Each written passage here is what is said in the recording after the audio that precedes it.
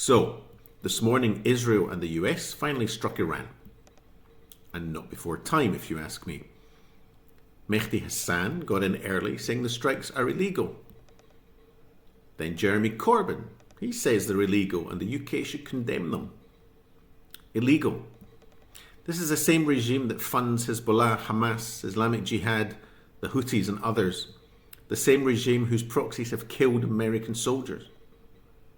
That the United States officially calls the leading state sponsor of terrorism. That constantly cries death to America. Iran has been at war with Israel for years.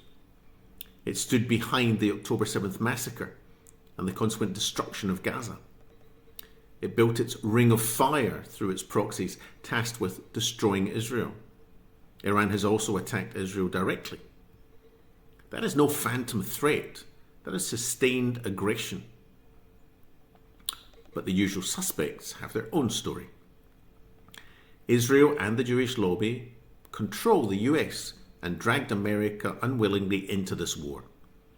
Iran presents no threat. The Islamic regime is just misunderstood. And it's none of our business how it treats its own citizens. Unhinged mean girl, Anna Kasparian, says Israel destroyed our country. Says Israel's evil, genocidal, and then tells her critics the Goyim are waking up. The Goyim, meaning non-Jews.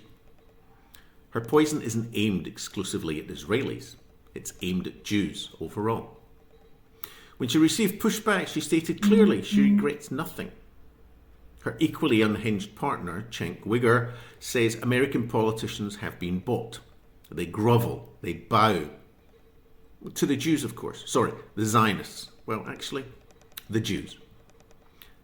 Tucker Carlson, 2025's Anti-Semite of the Year, suggests America is being manipulated into someone else's war. I wonder who that someone else could be. There are so many more, from a delusional Candace Owens to moronic Dave Smith or the smug sanctimonious Owen Jones. All focused on demonizing, dehumanizing and delegitimizing the Jewish state and by association, the Jews in general. Iran's actions are minimized.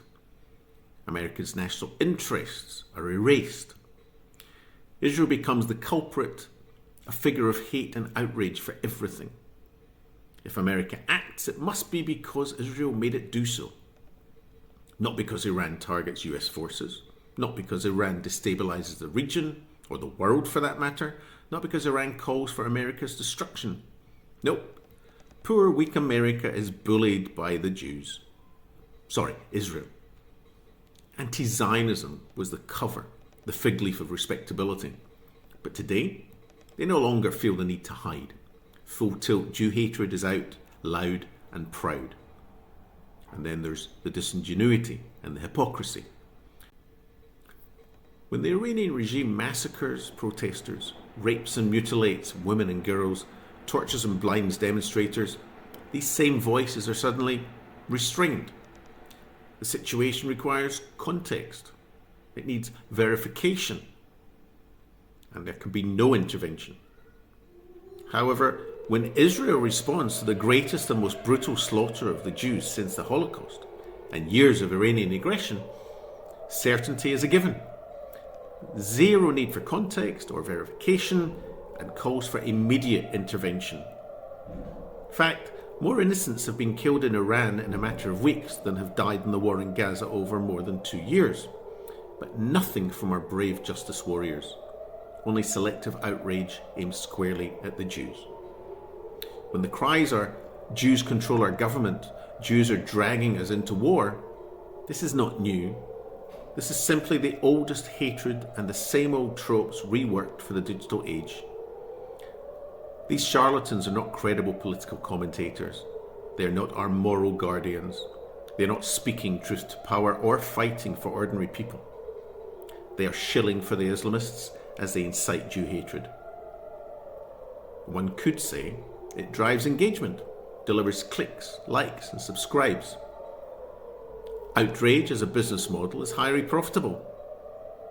Maybe you can work out why they do what they do.